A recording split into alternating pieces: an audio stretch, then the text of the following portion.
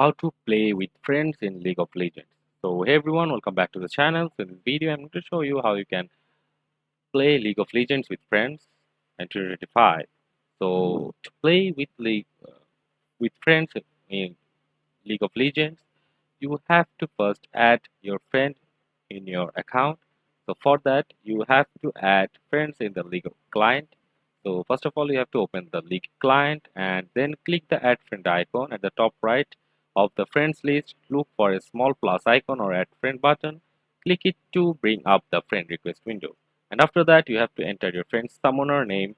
That's the in-game name. And then you have to send request like clicking on send request and wait.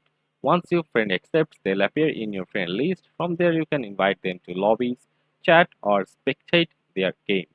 And after that, uh, after adding your friend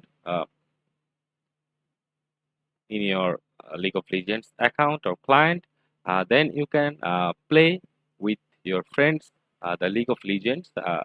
That's it for this video. That's how you can play with your friends in League of Legends.